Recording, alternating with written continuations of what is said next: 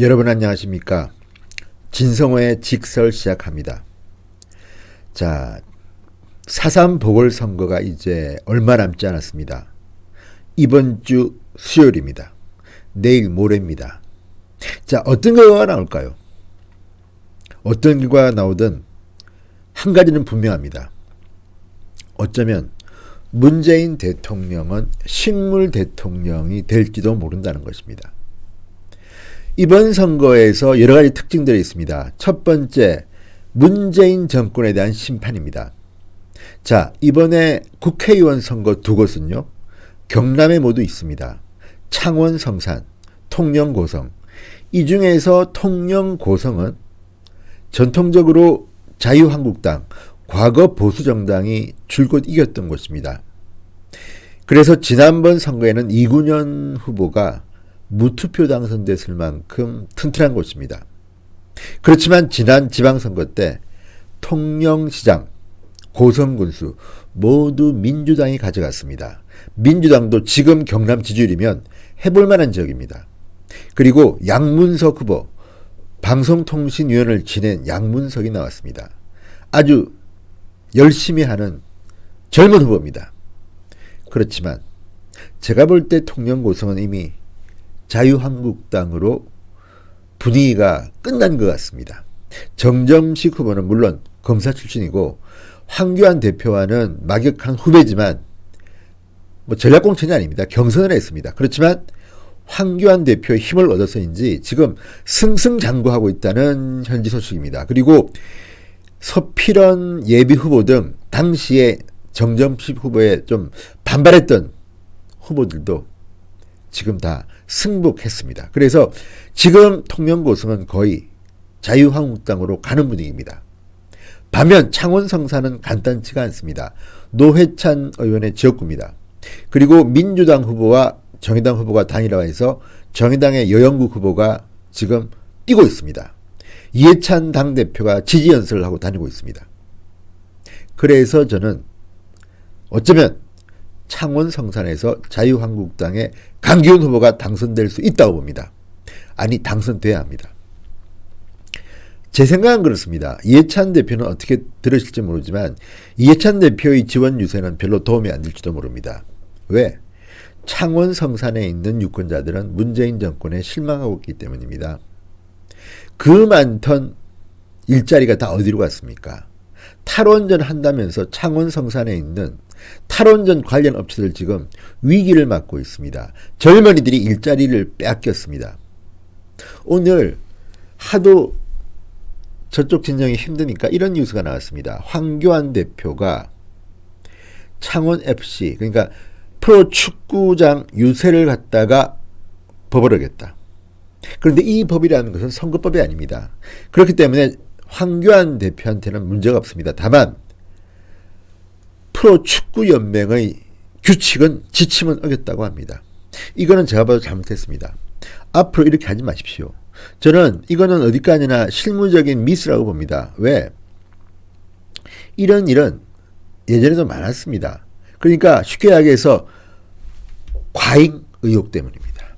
그러니까 이 지금 지역을 보면 창원 성산의 프로축구 열기용에서 황교안 대표가 다른 지지자들과 함께 참모들과 함께 축구장을 찾았던 모양입니다. 그런데 이게 사전에 선거법 위반인지를 선관위에 물어봤다고 하는데 선거법에서는 위반이 아닙니다. 다만 프로축구연맹의 규칙에는 축구 경기장에서 이렇게 이제 특정 정당의 옷을 입고 특정 정당의 구호를 외치면 안 된다는 규정이 있습니다. 그리고 그 규정을 어기면 창원FC가 징계를 받습니다. 아무튼 황교안 대표와 자유한국당 후보 측이 실수를 한 것은 맞습니다. 반성하십시오. 그리고 왜 저는 황교안 대표 주변에 선거 캠페인 하는 사람들이 이렇게 실무적으로 지식이 없는지 안타깝기만 합니다. 그래도 대세에는 별 지장 없습니다. 왜? 오늘 주말에 자꾸 뭐라 그럴까요? 황교안 대표를 비판하기 위해서 언론들이 달려들어서 지금 이 기사를 집중적으로 쓰고 있습니다. 그렇지만 국민들이 이걸 갖다가 열심히 볼까요? 아니면 큰 기사를 볼까요? 지금 대한민국 국민들이 분노하는 것은 7개 부처 장관 개각을 할 때 문재인 정권이 지나치게 말도 안 되는, 깜도 안 되는, 도덕성도 없는 사람들을 임명했다가 지금 국민들한테 망신을 산 겁니다. 예전 같으면 문재인 대통령 그냥 밀어붙일 겁니다. 아니 내가 했는데 누가? 그런데 민주당도 지금 반기를 들었습니다. 이건 너무 심하다. 문재인 대통령이 도대체 우리 당을 지금 망하게 하려고 하느냐, 이런 의미로 반발하고 있는 겁니다. 그러니까 민주당이 볼 때도 문재인 대통령의 인사는 정말 기가 막힌 참사입니다. 참사. 그래서 지금 전국의 뉴스를 읽는 국민들은 드디어 조동호, 최정호 장관 후보자 2명이 날아갔구나. 정말 문재인 정권 내각 엉망진창으로 하는구나 분노하고 있습니다. 그리고 그 2명만 날아가서 될 일이 아닙니다. 제가 볼 때는 7명 전부 다 날려야 됩니다. 그리고 이런 분위기가 사실은 선거판에는 중요합니다. 창원 성산의 여영국 후보, 정의당 후보로 단일화된 이후에 아주 작은 여론조사 이런 걸 보면 한 10% 안쪽으로 여영국이 강기훈 한국당 후보를 이긴다는 조사가 있었습니다. 그렇지만 아주 그건 작은 조사입니다. 제대로 된 조사를 하려면 돈이 좀 많이 듭니다. 2, 30만 원 듭니다. 지금까지 그런 조사는 없습니다. 지금 나오는 조사들은 돈을 몇 푼 안 들였기 때문에 뭐 ARS 조사 이런 것들은요 과학적으로 그렇게 맞지 않습니다. 믿지 마십시오. 바람은 한국당으로 불고 있습니다. 물론 그 지역구가 힘든 지역구이면 틀림없습니다. 그렇지만 황교안 대표가 원룸 없고 지금 올인하고 있습니다. 주위에서 말도 안 듣고 하고 있습니다. 그게 저는 맞다고 봅니다. 손학규 대표 마찬가지입니다. 그렇지만 손학규 대표가 있는 그 바른미래당의 후보는 제가 볼 때는 표를 별로 못 얻을 것 같습니다. 왜? 유권자 심리라는 게 있습니다. 마지막이 되면 될 만한 사람으로 표가 몰리는데 결국은 강기훈 대 여영국으로 가는데 강기훈으로 갈 겁니다. 왜? 여영국 옆에 이해찬 대표가 나타나는 순간 저 사람은 문재인과다. 그쪽 이중대다. 그러면요 끝납니다. 정의당이라는 게 뭡니까? 정권을 비판하는 거 아닙니까? 민주당이든 한국당이든 기득권자를 비판하고 정의를 세우겠다는 그 진보 쪽 사람들 아닙니까? 그런데 이 사람들이 지금 민주당하고 붙어먹었습니다. 같이 후보 단일화했습니다. 이게 말이 됩니까? 이 사람들은 그 순성을 제가 볼 때는 이미 잃었습니다. 타락했습니다. 그리고 노회찬 전 의원도 왜 이 보궐선거를 만들었습니까? 본인이 뇌물을 받아가지고 비극적 선택한 사람 아닙니까? 그래서 저는 결국 유권자들은 한국당을 올 거라고 봅니다. 선거가 얼마 남지 않았습니다. 그렇지만 지금 부는 바람은 황교안 대표의 축구장 에피소드로 지금 비판하고 있는데 이게 얼마나 성산 유권자들한테 먹힐 거라고 보십니까? 별로 안 먹힙니다. 전국 뉴스는 지금 문재인 대통령의 개각 실패입니다. 부도덕한 사람들을 해서 참사한 겁니다. 대변인의 상가 26억 투기 의혹 이런 겁니다. 지금 국민들이 지금 부글부글합니다. 이거 모르십니까? 그래서 결과적으로 4.3 보궐선거 판세 분석 한번 해보겠습니다. 먼저 통영고성 정점식 후보가 양문석 후보, 자유한국당 후보가 민주당 후보를 압도적인 표차로 이길 겁니다. 보십시오. 4개 합니다. 제가.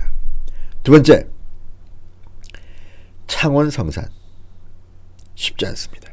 그렇지만 지금 분위기라면 저는 강기훈 후보가 여영국 후보를 표 차이가 크지 않을지 모르지만 클 수도 있습니다. 이깁니다. 왜? 결국 보궐선거는요. 투표율의 문제입니다. 누가 투표하느냐. 그러니까 총선은 그날 다 놉니다. 휴일이기 때문에 대부분의 국민들이 투표할 사람은 투표를 갑니다. 그렇지만 보궐선거는요. 직장 갈 사람은 가고 주부들은 자기 일도 하고 그리고 남은 시간에 투표하기 때문에 투표를 꼭 해야겠다는 적극적인 투표층이 중요합니다. 근데 지금 정의당 후보를 위해서 시간 낼 사람이 많을까요? 아니면 한국당 후보를 위해서 시간 낼 사람이 많을까요? 선거란 게요. 이 사람을 뽑아주고 싶어서 선거하는 사람도 있지만 저 사람을 떨어뜨리려고 하는 사람들도 많습니다. 이게 심판입니다. 무슨 말이냐면요. 문재인이 싫으면 한국당 후보 뽑아라 합니다. 저는 지금 황 대표와 한국당 캠페인이 이쪽으로 가야 한다고 해서 충고를 많이 해드렸지만 어떻게 하는지는 잘 모르겠습니다만 만약에 정권 심판론으로만 가면 그리고 정과 7범을 갖다 뽑을 겁니까? 창원에 자존심이 있습니다 하면요. 심판론으로 갑니다. 저 사람을 떨어뜨리기 위해서 한국당 후보한테 갑니다. 들어보니까 강기훈 후보가 그렇게 개인적으로는 강한 후보는 아니라고 하는 분들도 있습니다. 한국당에서. 그렇지만 그래도 한국당이 공천 준 사람이면 그런 말 하면 안 됩니다. 밀고 나가야 됩니다. 그리고요. 황교안 대표가 이번에 이길 수도 있고 질 수도 있지만 정치인이 질 것을 무서워하면 아무것도 못합니다. 그 다음에 생각하십시오. 자, 이제 판세 분석 세 가지 케이스를 보겠습니다. 첫째, 최악의 경우입니다. 한국당이 통영 고성도 내주고 창원 성산도 못 이기고 2패할 경우 그때는 참 난감하죠. 그렇지만 그런 경우는 좀 없을 것 같습니다. 두 번째, 1승 1패. 통영 고성은 먹고 창원 성산은 잃었다. 이 경우는 큰 문제는 없습니다만 어쨌든 황교안 대표의 힘이 더 커질 수 있다가 조금 정체될 겁니다. 그리고 한국당을 지지하는 국민들이 조금 서운해할 겁니다. 그렇지만 이 지역은 창원 성산입니다. 노회찬이 국회의원 했던 지역구입니다. 쉽지 않습니다. 그리고 마지막 경우 한국당이 2승할 경우 이 경우가 이제 제가 볼 때는 가장 유력한데요. 황교안 대표의 리더십에 힘이 생기겠죠. 그리고 지금 진행되는 많은 일들이 있습니다. 김태우, 신재민, 또 손혜원, 그리고 문재인 대통령이 이제 추구하는 장자연, 김학의 사건들이 너무너무 많은데 여기서 전국의 주도권을 황교안이 쥐어야 됩니다. 그리고 이게 중요한 말입니다. 문재인의 레임덕이 시작됩니다. 문재인은 식물 대통령이 될 수도 있습니다. 왜? 지금까지 잘한 게 별로 없지 않습니까? 그리고 많은 국민들은 탄핵도 이야기합니다. 하야도 이야기합니다. 물론 현실적으로 탄핵과 하야는 쉽지는 않습니다. 국회의원 구성을 보면 탄핵을 하려면 국회의원 3분의 2가 동의해야 되는데 아직 그 정도는 아닙니다.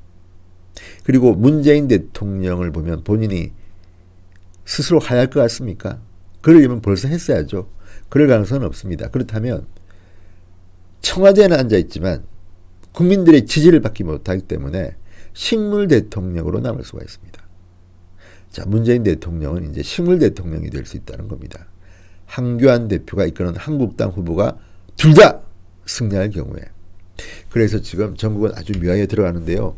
일단 조국, 조현옥, 청와대 참모들은 이제 할 말이 없습니다. 이따위로 인사하는데 금전 과정에서 아무 목소리도 못 낸 사람들이 무슨 말 하겠습니까? 교체될 확률이 높고 어떤 경우는 법적 처벌을 받아서 감옥에 갈 수도 있습니다. 그동안에 많은 일들이 벌어졌기 때문에 환경부 블랙리스트 같은 사건을 보면 저는 두 사람 중 한 명 또는 둘 다 법적 처벌받을 가능성이 대단히 높다고 봅니다. 그리고 문재인 대통령 주변에는 인재가 없는 것 같습니다. 인재풀이 약한 것 같습니다. 도대체가 감이 없는 사람들이, 감이 안 되는 사람들이 거들먹거리지 않습니까? 임종석 전 실장이 비서실장 감입니까? 지금 노영민 비서실장이 비서실장 감입니까? 중국과 미세먼지 외교 하나 제대로 못했던 북경 대사가 지금 청와대 비서실장 하는 게 맞습니까? 어쨌든 황교안 대표가 이끄는 한국당 후보가 이번에 두 군데에서 승리하며 문재인 식물 대통령은 등장하게 탄생합니다. 여러분 한번 지켜보시고요. 4.3 보궐선거를 향해서 여러분들의 지인이 있다면 그리고 만약에 한 달이 건드려서라도 지지할 수 있다면 도와주십시오. 4.3 보궐선거 한국당이 압승한다면 문재인 대통령 지금처럼 엉망진창 정책 함부로 못할 겁니다. 여러분 같이 손잡고 그렇게 한번 해 주시겠습니까? 진성호의 직설 오늘 여기까지입니다. 여러분 대단히 감사합니다. 그리고 진성호 방송을 아직 구독 신청 않으신 분들은 지금 한번 확인해 주십시오. 그리고 반드시 구독 버튼 팍팍 눌러주십시오. 열심히 하겠습니다. 여러분 대단히 감사합니다.